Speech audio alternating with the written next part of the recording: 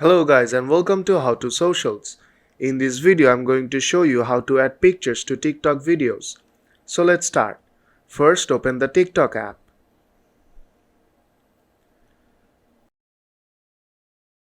When the app is opened you have to tap on the plus button at the bottom of the screen. Now you can start recording your video.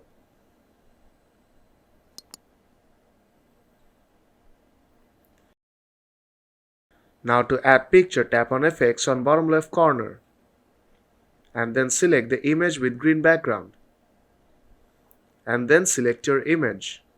But make sure to flip your screen so that you don't appear on the screen right now and then start recording again.